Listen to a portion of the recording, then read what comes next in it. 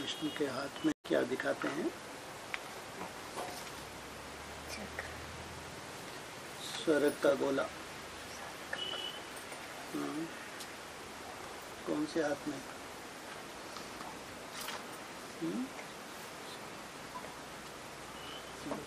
नर को लात मार रहा है।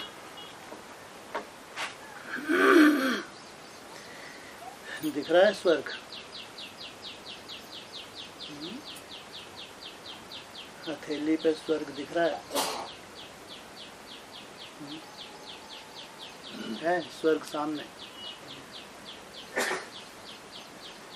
स्वर्ग सामने, चेहरे लटके हुए, ये कैसा स्वर्ग है?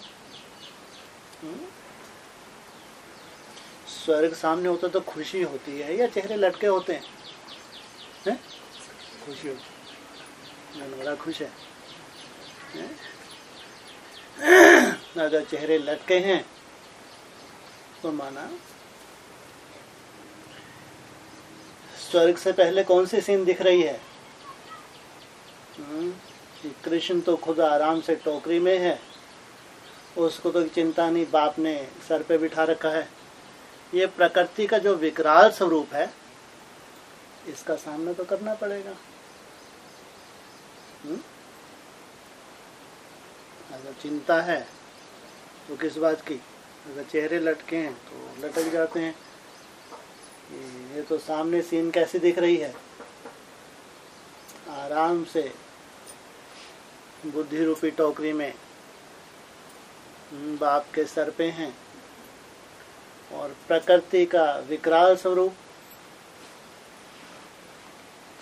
सतयुग है, प्रकृति का सुंदर स्वरूप होना चाहिए, अति सुंदर, या विकराल होना चाहिए?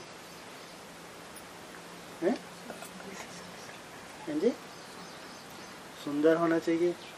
शास्त्रों में ऐसा क्यों दिखा है?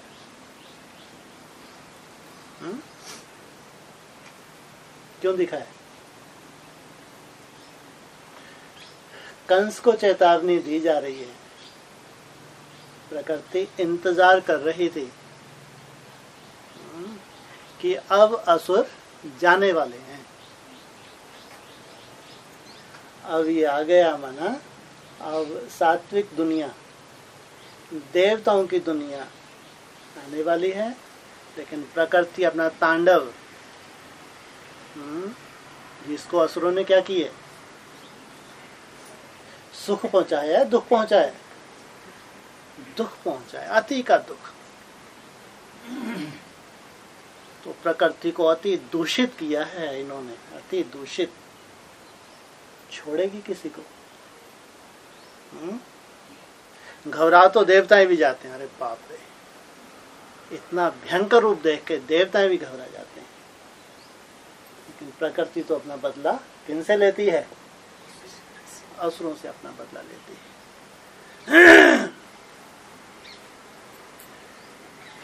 तो जो देवताएं हैं उनको तो खुशी होनी चाहिए, ये चेहरे लटके होने चाहिए। तो कहते हैं अगर इस एक की जन्म पत्री मिल जाए फिर सबकी जन्म पत्री मिल जाएगी तो सहज हो गया। इसकी जन्म पत्री कहाँ गुम हो गई? इसकी जन्म पत्री कहीं जाके ढूंढनी पड़ेगी।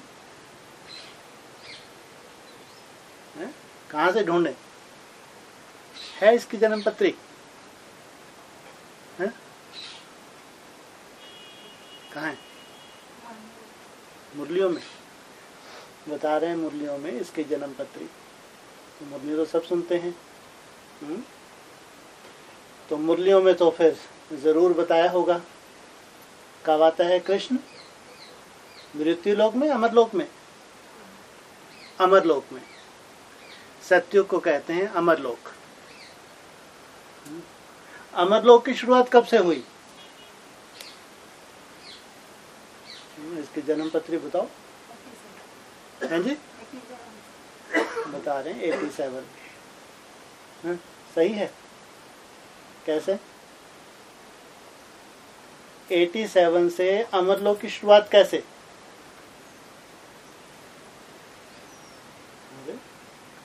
भाइयों को मुरलियां समझ में नहीं आती हैं?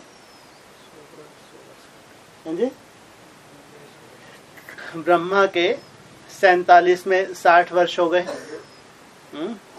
उसमें 40 और जोड़े तो 87 में ब्रह्मा के 100 वर्ष पूरे हो गए। ये भी ठीक। और संगम युग कितने वर्ष का बताया? ज्यादा से ज्यादा 100 वर्ष। तो संगम है, कौन कौन से युग का संगम है? कलयुग और सतयुग। इसका मतलब 50 वर्ष हो गए कलयुग के और 50 वर्ष हो गए सतयुग के। तो 87 में 50 वर्ष हो गए पूरे, तो कलयुग खत्म हुआ, माना मृत्यु लोक खत्म हुआ। किसके लिए? कृष्ण बच्चे के लिए। 50 वर्ष के बाद जो अगले 50 वर्ष हैं 87 के बाद, वो है उसका अमरलोक। ये बात तो ठीक। लेकिन 87 में गर्भ के अंदर गया या गर्भ से बाहर? गर्भ के अंदर। और गर्भ के अंदर भी किस पे दिखाते हैं? बट वृक्ष का पत्ता क्यों नहीं दिखाया? तुलसी का पत्ता क्यों नहीं दिखाया? पीपल का पत्ता क्यों? हल्का फुल्का। वो भी, तुलसी का भी बहुत ज्यादा भारी थोड़ी होता है। बट का तो थोड़ा सा छोटा होता है, आ नहीं सकता, उस पर लेट नहीं पाएगा। अभी बीज रूप अवस्था नहीं है। ज्यादा हवा चलती है तो ये भी बट वृक्ष के पत्ते भी हिलते हैं। हाँ, वो थोड़ा ज्यादा हिलता होगा। तो पीपल का क्यों बताया?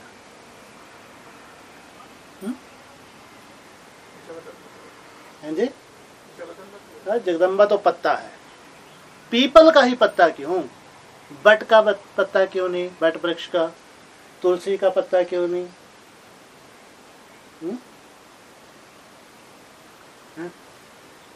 पीपल किसकी यादगार है? किसकी यादगार है पीपल? पीपल का वृक्ष भक्ति मार्ग में, हाँ, ब्रह्मा की यादगार। पीपल का वृक्ष माना ब्रह्मा, और उसका पत्ता, ढेर के ढेर पत्ते हैं उसके, ढेर के ढेर। तो 87 में पीपल के पत्ते पे गर्भ में चला गया।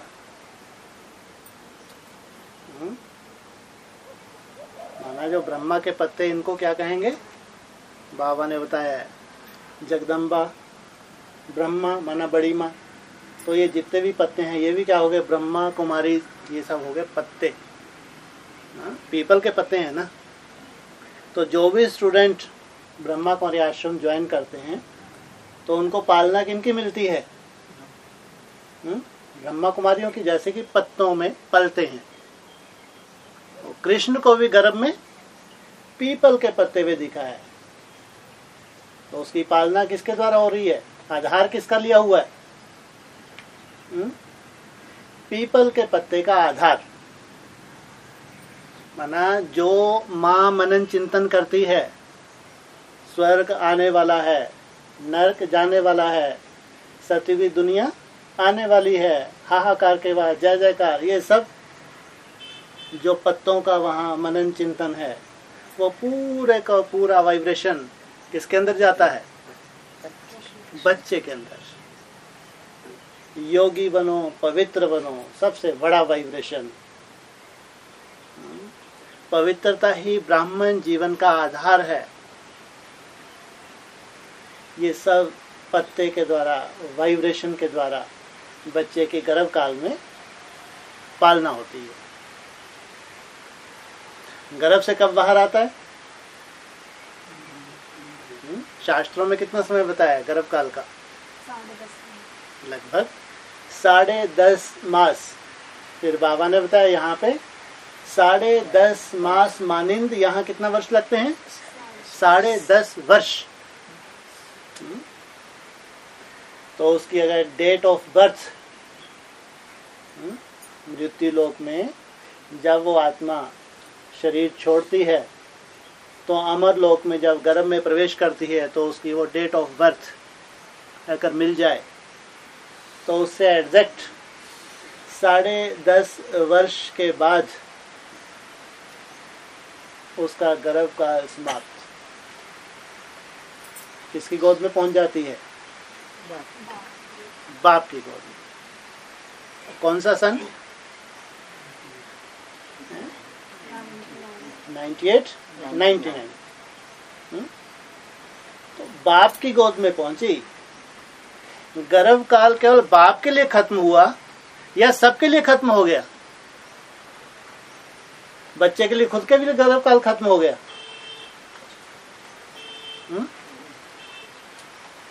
गर्भ काल किसके लिए खत्म हुआ? बाप के लिए गर्भ काल खत्म हुआ। बच्चा खुद भी गर्भ में ही है लगभग, और कितने साल? बाप के लिए तो गर्भ से बाहर आ गया। इंतजार समाप्त। अब बच्चे के लिए गर्भ काल कब तक चलता है? मुरलियों में कब तक बताया? है जी? मुरलियों में बताया उत्तर भारत में माताएं बताते हैं, वायु माता, कभी बच्चा हंसने लगता है कभी रोने लगता है। तो कितना समय बताया? 3-4 मास और 3-4 साल। 99 से लेके 2003-4 तक, जब तक कलयुगी शूटिंग चलती है, ये है उसका खुद का अभी भी गर्भ काल। कलयुग के बाद कौन सा युग आना है? 99 से 2003 तक कौन सी शूटिंग चलती है? कलयुगी शूटिंग। फिर रोंग वर्ष 2004। जब कलयुग खत्म होगा तो कौन सा युग आएगा? तो सतयुग में सबसे पहले कौन आएगा? कृष्ण बच्चा। तो ये है उसका खुद का गर्भ काल। तो 3-4 साल निश्चय का चक्कर चलता है। तो 2004 में बाप ने गिफ्ट दी। क्या गिफ्ट दी? नई दुनिया की सौगात तुम बच्चों को दी है। आना जाना करते हो ना? कौन से सन में? 2004 में। आगे तुम्हारे में इशारा भी दिया, तुम बच्चों को नई दुनिया की सौगात दी है, आना जाना करते हो ना? तो फिर साथ साथ क्या बोलो 2000 के लिए? परिवर्तन, परिवर्तन, महान परिवर्तन। महान परिवर्तन आज तक, अभी तक, उसके बाद कभी यूज किया? तो इसका मतलब 2004 में छोटा मोटा परिवर्तन नहीं, महान परिवर्तन हुआ है ब्राह्मणों की दुनिया में। तो बच्चा निश्चय बुद्धि बन गया। और वो खुद के लिए निश्चय बुद्धि, लेकिन परिवार के लिए अभी भी गर्भ काल। पहले गर्भ से बाहर निकला तो बाप की गोद में आया। फिर गर्भ काल हटा तो खुद निश्चय बुद्धि। अभी भी गर्भ काल। ब्रह्मा कुमारी के संदेशों में भी आया था कि 2007 में कृष्ण का जन्म होने वाला है। उन्होंने 2000 के आसपास भी बोला, फिर 2007 का भी बोला था कि कृष्ण का जन्म कब हो जाएगा? 2007। ये भी गर्भ काल है। 2007 में भी गर्भ काल खत्म हुआ। किनके लिए? किनके लिए? अरे पहले खुद के लिए, फिर परिवार के लिए। परिवार में जो करीबी हैं उनके लिए। या नेपाल में जन्म देने वाली कौन? सबसे पहले गोद में कौन उठाती है? नेपाल में किसको गोद में उठाना है? हाँ, राधा के लिए बताया कि वो महाराजा के यहाँ जन्म लेगी, फिर सबसे पहले वो गोद में उठाएगी। तो 2007 तो जब गर्भ काल हटता है तो कहो जगदम्बा या ओम राधा। वो भी तो, उसके भी तो खास मुकर्रर तन भी हैं, और टेम्परे जैसे ब्रह्मा के अपने अपने तन है, हाँ? और खास 9 देवियों में प्रवेश भी करती है। 2007 छोटे से परिवार में प्रत्यक्षता रूपी जन्म, माना गर्भ का रूप हटता जाता है। उसके बाद फिर 2012 के आसपास अनाउंसमेंट थी, बहुत बड़ा विनाश, सृष्टि का विनाश 2012 में हो जाएगा। और उसके बाद नई दुनिया आ जाएगी। हाँ, बहुत ज़्यादा वंडर था ये तो, चारों तरफ विदेशों में तो बहुत था। तो 2012 में गर्भ काल हटा, भारतवासी कुंभकर्ण तो सोते रहे और अभी भी सो रहे हैं। तो प्रत्यक्षता के निमित्त कौन बनते हैं?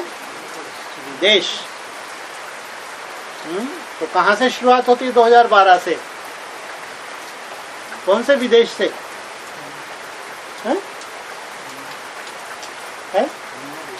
मंदिर? बांग्लादेश, पूर्वी बंगाल। तो 2012 से गर्भ काल और बड़ा हटा, गर्भ का रूप। तो विदेशियों के सामने प्रत्यक्षता रूपी जन्म। कहाँ पहुंची प्रत्यक्षता? विदेश। कि भारत के कुंभकर्ण तो सो ही रहे हैं, ये जगने वाले नहीं हैं। इसलिए बोला है विदेश से आवाज निकलेगा, रिसीव कौन करेगा? विदेश ही रिसीव करेगा। हाँ, दिल्ली रिसीव करेगी, भारत नहीं। देश से आवाज निकलेगा, दिल्ली रिसीव करेगी। तो 2012 से कहेंगे कि विदेश से आवाज निकलना शुरू हुआ, माना प्रत्यक्षता का रूप और बड़ा हुआ। उसके बाद फिर लेटेस्ट कैसेट में बाबा ने बताया पांडवों की प्रत्यक्षता कब से शुरू हुई है? हाँ, 14 वर्ष का उनका वनवास बताया 2014 तक, 15 बताया अज्ञातवास, 16 से बताया पांडव प्रत्यक्ष होने शुरू हुए। माना विदेश से जो आवाज निकला तो धीरे धीरे पांडव भी मैदान में आ गए, गुप्त नहीं है, फील्ड पे आ गए। ये है जन्म पत्री। लेकिन अभी जन्म पत्री पूरे नक्षत्र ग्रह पूरे आ गए जन्म पत्री में है? अभी तो सामने खड़ा है 17, जिसके लिए खास भट्टी चल रही है। जब पांडवों को बाहर जाना था फील्ड पे, तब भी भट्टी चली लगभग 108 दिन की। लास्ट ईयर जो भट्टी चली थी लगभग कितने दिन की थी? लगभग 108 दिन की थी। और समाप्त कब हुई थी? कार्तिक पूर्णिमा।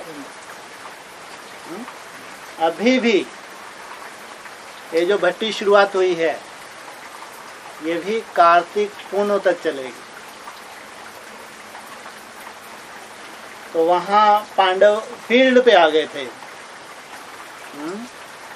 गर्भ से बाहर आ गए थे, प्रत्यक्षता की शुरुआत हुई थी। अभी अब क्या गुल खिलेगा? हैं जी?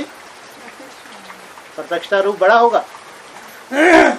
अभी सामने दिख रहा है 15 अगस्त जन्माष्टमी, सामने दिख रहा है द्वापर का अंत और कलयुग का आदि। कब? हैं जी? कब? 2017 गुड़ी पड़वा या शिवरात्रि, इसको कहेंगे द्वापर का अंत और कलयुग का आदि, कलयुग की शुरुआत।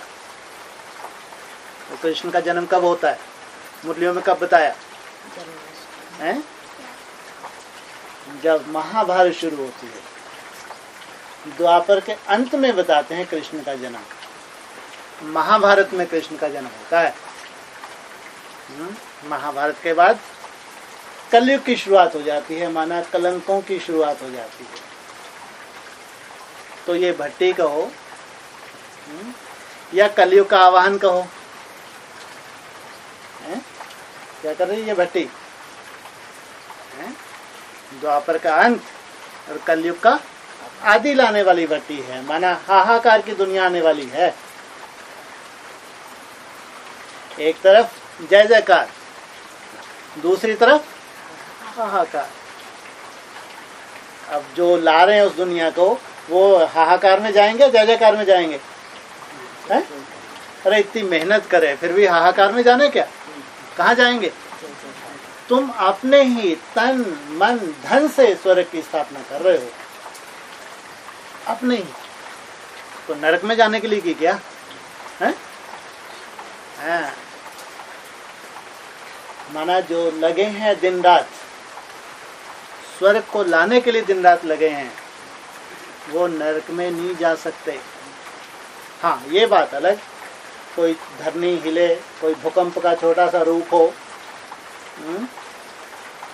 कोई बिजली सी कौंध जाए, प्रकृति का विकराल रूप हो। अब जिन्होंने भगवान का सहारा लिया हुआ है, लगातार मन मनाभव में लगे हुए हैं, तो इनके साथ अनर्थ होगा? हो ही नहीं सकता। हाँ, नंबरवार हैं। 17-18 में जो नई दुनिया की शुरुआत होगी, 1-1-1 की जो इशारा बाबा बार बार दे रहे हैं, उसमें ये इनकी नंबरवार जो मेहनत कर रहे हैं, ये नंबरवार उस स्वर्ग के अधिकारी बने। 18 से तो शुरुआत होगी, लेकिन 18 से ही बाबा ने तो 1-2 साल पहले बताया है, और 17 के लिए तो खास बताया है। जैसे 98 में 15 अगस्त और जन्माष्टमी एक साथ ही थे, तो ऐसे भी अभी भी 2017 में 15 अगस्त और जन्माष्टमी एक साथ। तो हूबहू ड्रामा रिपीट होने जा रहा है। तो कहेंगे संगठित रूप के योग बल से जो मेहनत कर रहे हैं, जो रेगुलर चार्ट बना रहे हैं, चार्ट की मेहनत कर रहे हैं, पवित्रता का दृढ़ संकल्प धारण किए हुए हैं, ये हैं सबसे बड़े सहयोगी। तो इनके सहयोग से ही जो नई दुनिया सामने आने वाली है, जो 1-1-1 सामने आने वाला है, जिसकी लाखों ब्राह्मण इंतजार कर रहे हैं। कितने इंतजार कर रहे हैं? एडवांस मार्केट में तो लाखों नहीं है, कितने हैं? हजारों, लेकिन लाखों ब्राह्मण इंतजार कर रहे हैं। तो कहाँ है ये लाखों? बेसिक में भी इंतजार है। ये ढिंडोरा केवल एडवांस में नहीं है, ये वर्ल्ड लेवल पे है। अभी आने वाले समय में जैसे एडवांस में प्रत्यक्षता का दौर हुआ, ऐसे ही विदेश में होगा, कंटिन्यू, लगातार, मिनी मजहन पे मिनी मजहन। तो 18 से 28 तक का जो बाबा ने समय दिया है, 18 से तो शुरुआत हो जाएगी सूर्यवंशियों की, लेकिन कम से कम 10 साल लगते हैं सूर्यवंशियों को। नंबरवार पूरी राजधानी स्थापन 18 में तो नहीं हो जाएगी ना, 18 में तो शुरुआत है, लेकिन 10 साल में पूरी राजधानी स्थापन हो जाएगी। तो उस एक की अगर जन्म पत्री मिल जाए, तो हमारी जन्म पत्री उसमें कैसे मिलेगी? उस एक की जन्म पत्री में हमारी जन्म पत्री की नून कैसे है?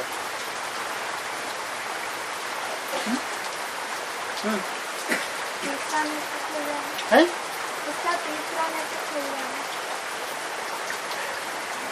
जो दूर नहीं होंगे, चिपके ही हैं, किसी भी परिस्थिति में बाप को छोड़ के नहीं गए, दूर जाने की शूटिंग ही नहीं की। जब उसका तीसरा नेत्र खुलता है, तो नंबरवार सबकी जन्म पत्री एक्यूरेट सामने आ जाएगी। है ना, जो करीबी होंगे, जो परिवार के होंगे, जो दूर हुए ही नहीं, पहले वो अपनी अपनी जन्म पत्री को देखेंगे ना कि हमारा कैसे कैसे संबंध साथ है, कैसे कैसे जन्मों में हम ट्रांसफर होते हैं, सबकी जन्म पत्री। इसलिए कहा अगर उस एक की जन्म पत्री मिल जाए तो सबकी जन्म पत्री मिल जाए। तो खुशी होनी चाहिए या चेहरे लटकने चाहिए? है? इतनी मेहनत करके स्वर्ग ला रहे हैं आप लोग, 8 घंटे चार्ट बनाना ही है, 10-12 घंटे बनाना ही है, अमृत वेला कभी मिस नहीं करना, इतनी मेहनत करके इतना श्रेष्ठ समय जिसकी लाखों इंतजार कर रहे हैं, आप लोग मेहनत करके ला रहे हैं, तो चेहरे लटकने चाहिए, खुशी होनी चाहिए कि हमारे ये साधारण बहुत पावरफुल योग नहीं है, साधारण मेहनत ही है या 20 रुपये अवस्थाएं टिकते हैं रोज है? मेहनत तो भगवान को हमारी ये मेहनत ही मंजूर है। इतना बड़ा कार्य है, इतना भयंकर कार्य है, केवल हमारी मेहनत मात्र से, केवल हमारे त्याग से, त्याग से जो धारणाएं हैं, याद के लिए जो त्याग करते हैं, खान पान का जो त्याग करते हैं, रहन सहन का जो त्याग करते हैं, हमारे त्याग से इतना बड़ा कार्य होने जा रहा है। जो मेहनत कर रहे हैं उनको तो खुशी होनी चाहिए कि हम अपने लिए, अपने ही, मुरली में यही तो है, तुम अपने लिए ही, अपने ही तन मन धन से स्वर्ग की स्थापना कर रहे हो या दूसरों से लेते हो। और उसमें सबसे बड़ा सहयोग तो मन मना भव, जो मन से बाप को याद कर रहे हैं, ये बना रहे हैं वायुमंडल, शुद्ध वायुमंडल। जिस वायुमंडल में बच्चे का प्रत्यक्षता रूपी जन्म, सत्युग में वायुमंडल शुद्ध होगा, अशुद्ध होगा? शुद्ध। तो ये ऋषि मुनि क्या कर रहे हैं? तपस्या से वायुमंडल को और शुद्ध कर रहे हैं। शुद्ध वायुमंडल में बच्चे का जन्म होगा। बाप के और बच्चे के जन्म में कितना अंतर है?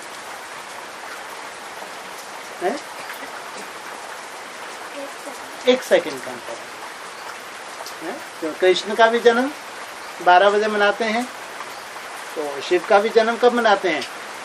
12 बजे। 1 सेकंड का अंतर क्यों? क्या मतलब? पहले कौन आता है? पहले बाप, 1 सेकंड बाद बच्चा, क्योंकि 12 बजे तो बाप आएगा, तो 12 1 सेकंड में क्या आ जाएगा? सतयुग, कलयुग समाप्त। तो 1 सेकंड का अंतर है, लेकिन है बाप और बच्चे का जन्म रात में ही मनाया जाता है। इसलिए बाबा बता रहे हैं घोर अज्ञान की रात्रि। 18 में क्या बताया? घोर अज्ञान की रात्रि। इतनी बड़ी अज्ञान की रात्रि कभी ना थी और ना ही होगी। तो 18 के आसपास इतनी बड़ी अज्ञान की रात्रि ना कभी पहले थी और ना ही फिर कभी होगी। तो उस घोर अज्ञान की रात्रि में नई दुनिया की शुरुआत। बाप 1 सेकंड के बाद बच्चा, जो देखे जो सुने क्या बोलेगा? सबसे पहले कौन देखेगा? हैं जी? डिस्कशन में क्या बताया? सबसे पहले कौन देखे? हैं जी? हैं? चंद्रवंशी देखेंगे बैठ के। लक्ष्मी। तो 18 में कितना बड़ा विनाश है? सबसे पहले देखेगी लक्ष्मी, कितना बड़ा विनाश। अगर लक्ष्मी का पाठधारी अफ्रीका से ही नहीं हिले 18 तक तो स्थापना होगी, विनाश हो जाएगा। है? वो तो सत्यम शिवम सुंदरम है, या झूठ है? आप सत्यम शिवम सुंदर है या झूठ है? सत्यम शिवम सुंदरम। स्थापना भी है तो विनाश भी है। एक तरफ हाहाकार, एक तरफ जय। इसलिए जो भी कर रहे हो, जैसी भी कर रहे हो मेहनत, ये मेहनत बाप को स्वीकार है। कोई दूसरे और कोई आने वाला, हाँ एडिशन होता जाएगा और अच्छे अच्छे बच्चे आते जाएंगे, आपके सहयोगी बनते जाएंगे। अभी जैसे जो भी स्टूडेंट्स नए आ रहे हैं, एक ही कंडीशन है उनके लिए कि अगर 8 घंटे का चार्ट है और अमृत वेला तो ही कुटिया पे जाना है, लाना है, नहीं तो लाना ही नहीं है, चाहिए ही नहीं। तो पहले से ही तैयारी कर कर आ रहे हैं कि कुटिया पे जाने से पहले इतने एक्सपर्ट हो जाएं कि कम से कम 8 घंटे का चार्ट और अमृत वेला। तो जो अच्छे अच्छे स्टूडेंट्स हैं उनका एडिशन होता जाएगा। और आप जो भी मेहनत कर रहे हैं लंबे समय से और अभी भी जो लगे हुए हैं, तो आप हैं अधिकारी। आपका अधिकार है, आपकी मेहनत से ये स्वर्ग का उद्घाटन होने जा रहा है। इसलिए इस नशे में रहो। जैसी भी टूटी फूटी हमारी मनसा है, लेकिन हम श्रीमत परमान मेहनत कर रहे हैं। ये मेहनत भगवान की दी हुई मेहनत है और ये सब नहीं कर सकते। सब सोच भी नहीं सकते करने की बात तो दूर। आज अगर एडवांस पार्टी में बोलो कि 8 घंटे, बाबा भी तो बोलते हैं, सोच भी नहीं सकते। अरे 8 घंटे, और आप कम से कम 8 घंटा वो जो बाहर घर गृहस्थ में भी रह रहे हैं, जिम्मेवारी भी संभाल रहे हैं, कम बात नहीं है। मेहनत, ये नहीं कह रहे कि कोई 20 रूप अवस्था में टिकते हैं, नहीं, लेकिन मेहनत करते हैं। कम से कम 8 घंटा दुनिया से दूर अपनी मन बुद्धि को ले जाने की कहीं मेहनत कर रहे हैं। इसको कहते हैं अव्यक्त स्थिति। हम मुरली सुनते हैं तो हम जैसे कि दुनिया से डिस्कनेक्ट होते हैं। हम डिस्कशन सुनते हैं, जैसे मन बुद्धि को दुनिया से हटाते हैं। अच्छे अच्छे गीतों के माध्यम से बाबा को याद करते हैं, जैसे कि दुनिया से मन बुद्धि को हटाते हैं। कम से कम 8, 10, 12, 14, 16 घंटे जो मेहनत कर रहे हैं, व्यक्त दुनिया से दूर जाके भगवान की याद में टिकने की, सबसे बड़ा सहयोग। इसलिए अपनी याद की यात्रा से भले संतुष्ट नहीं है, ये भी कहते हैं कि संतुष्ट होना भी नहीं है, मेहनत में लगे ही रहना है, लेकिन बहुत बड़ा कार्य आप ही कर रहे हैं, आपके ही द्वारा हो रहा है। इसलिए अभी जो भट्टी चल रही है गुड़ी पड़वा तक, सॉरी कार्तिक पूर्ण तक, ये तो अमृत वेला समाप्त कर देंगे। अमर भव का वरदान, अमृत वेला समाप्त, मान समाप्त, फिर कोई नया अमृत वेला मिलेगा क्या? तो ये आखिरी भट्टी जो है, ये अमृत वेला समाप्त करने की भट्टी है। अमृत वेला समाप्त होता है तो फिर क्या होता है?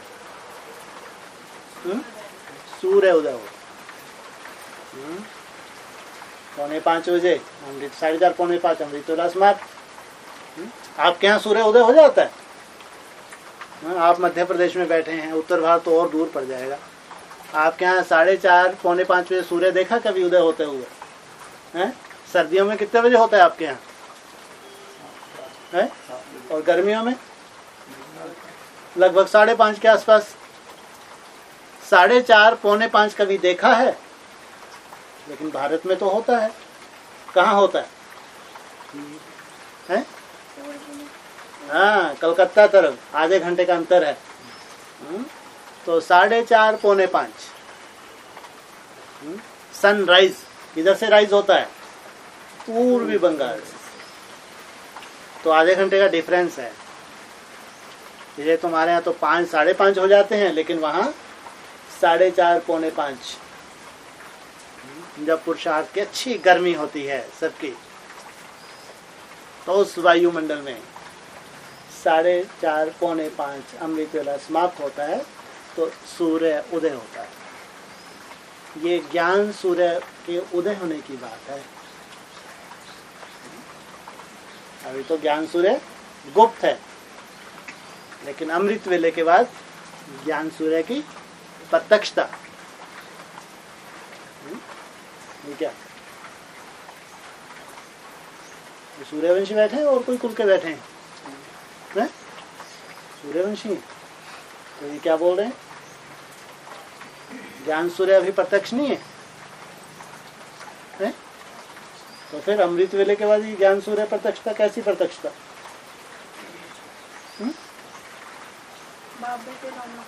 सबसे बड़ी प्रत्यक्षता है हमारे कर्मों से, हमारे जीवन से, हमारे करैक्टर से। बोल से हो सकती है प्रत्यक्षता या हुई, इसलिए वह चैतन्य प्रदर्शनी, कोई प्रैक्टिकल ऐसी आत्माएं तैयार हो जाएंगी जिनके जीवन से बाप प्रत्यक्ष होगा। इसलिए कहा है पहले बाप बच्चों को प्रत्यक्ष करता है। क्या मतलब? बच्चों को प्रत्यक्ष कर रहे हैं और ही डुबो रहे हैं, पर्दे के पीछे कर रहे हैं या पर्दे के आगे कर दिए बच्चों को, जो सच्चे सूर्यवंशी बच्चे हैं।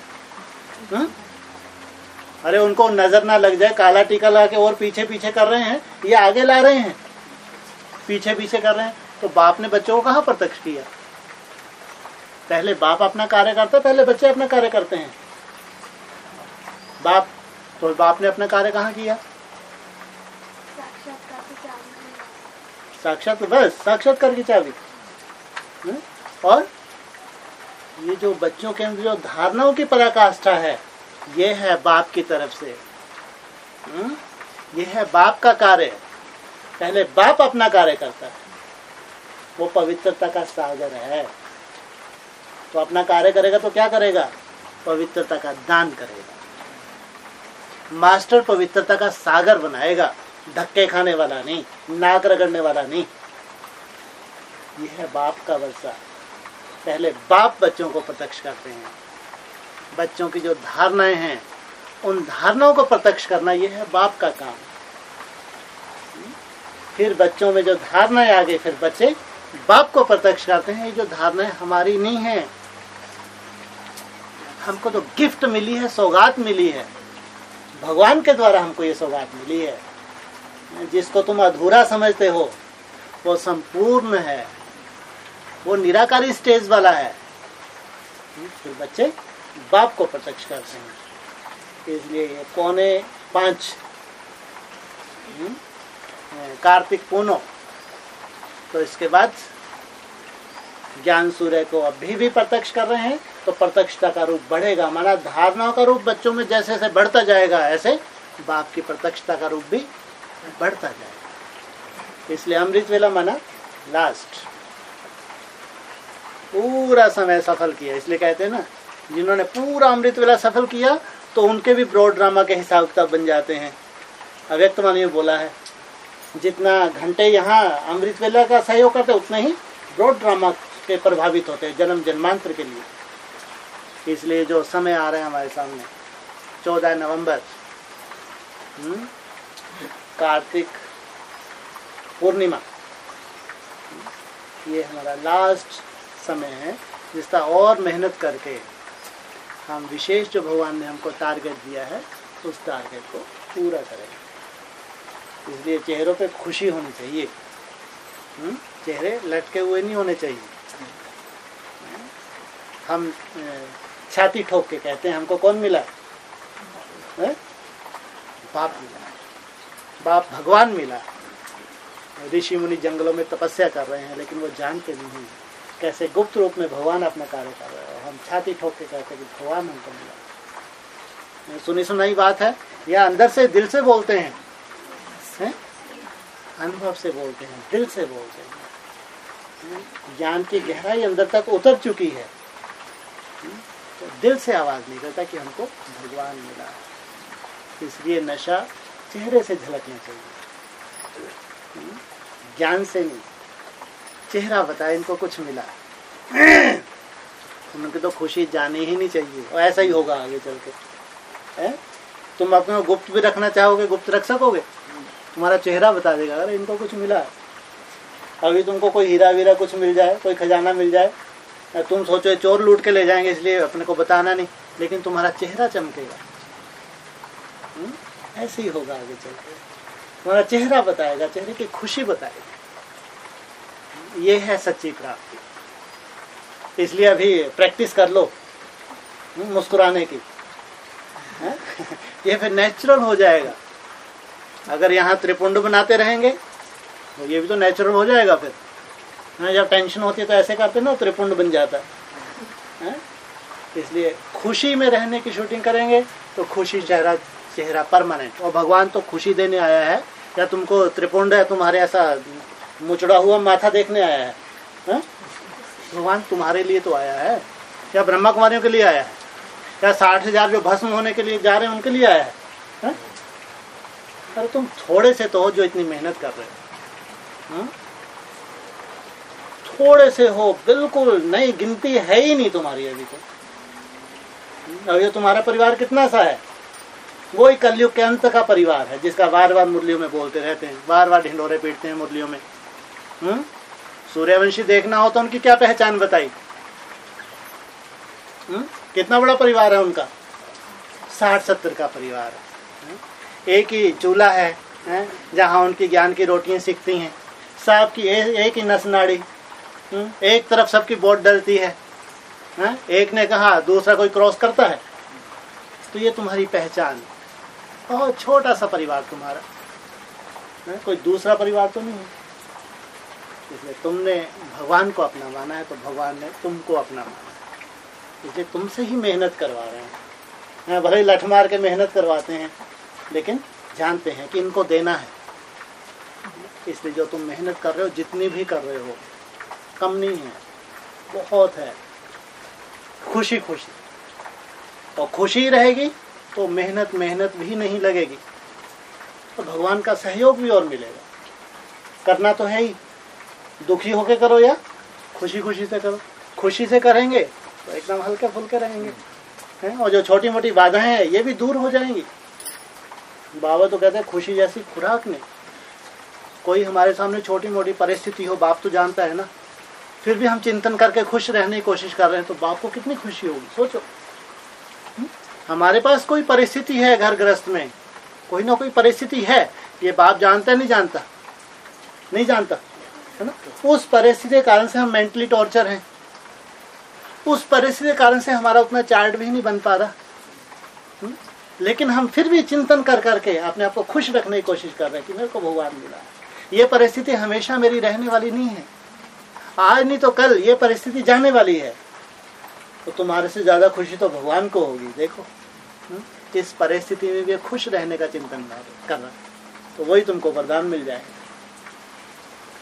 इसलिए ये भी पूरा साइंटिफिक, जैसा चिंतन करेंगे वैसा वैसा तुम्हारा स्वरूप बनता जाएगा। इसलिए कितनी भी कैसी भी परिस्थिति हो, नेगेटिव चिंतन नहीं। भगवान मेरा साथी है, हमेशा मेरे साथ ये परिस्थिति रहने वाली नहीं है, ये परिस्थिति परिवर्तन होनी है। और जिस दुनिया में मैं जा रहा हूँ वहाँ कोई परिस्थिति होती ही नहीं है। वहाँ कोई कर्म भोग होता है, वहाँ कोई असुर परेशान करता है, आसुरी संस्कारों वाली आत्माएं कोई परेशान करेंगी? ऐसी दुनिया हम अपने ही तन मन धन से ला रहे हैं, हम ही उसके अधिकारी हैं। तो फिर, और वो भी सामने, हथेली पे स्वर्ग, सामने है दूर है? सामने। इसलिए खुश रहो और खुशी बांटो। कैसी परिस्थिति हो, लेकिन भगवान जानता है, इसलिए वो तुम्हारा खुश चेहरा देख के भगवान और ज्यादा खुश होगा। भगवान को भी खुशी देने वाले बन जाएंगे। बताओ, भगवान को भी खुशी देने वाले बन गए। तो बाप भी क्या करता है, इनको भी सलाम करता है। सलूट मारते नहीं मारते? क्या कहते हैं मुरली में, क्या बोला है? मालेकम सलाम, तुम मालिक हो, मैं तुमको सलूट मारता हूँ, मालेकम सलाम मुरली में बोला। बच्चों को मालिक बना दिया, खुद क्या बन गए? आज्ञाकारी सेवक। सेवक होता है, मालिक को सलूट मारता है ना। भगवान इतना निरहंकारी है, तुमको कहते मालिकम सलाम। इसलिए खुश रहो, खुशी बांटो। ये तो आने वाले जो समय है बहुत सुंदर समय है, बहुत अति का सुंदर समय है। हाँ, उनके लिए जो कुछ कर धर नहीं रहे, तो वो भी भगवान के बच्चे हैं। सोचो, उनको भी स्वर्ग में जाना है, भले ठुक पिट के जाना है। जो पूरे 60,000 अगर भस्म होने जा रहे हैं, सबके सब स्वर्ग के अधिकारी हैं, सबके सब। लेकिन तुम तो एकदम लाइन में आगे आगे हो। ये नक्षत्र हैं, ग्रह नक्षत्र, तुम्हारा जन्म, बेहद का जन्म कहो या हद का जन्म कहो, आज तुम जिस संगठन में बैठे हो तो जरूर तुम्हारी पिछले जन्मों की तपस्या है। भगवान की इच्छा के बिना हो ही नहीं सकता। इसलिए चिंता ना करें, चिंतन करें, अच्छा चिंतन करें, जिससे हमारा जो माया का जो चिंतन है वो फीका पड़ जाए और हमारा पुरुषार्थ जो डल हो गया, धीरे धीरे पुरुषार्थ में भगवान का सहयोग मिले, हमारा पुरुषार्थ बढ़े। ओम शांति।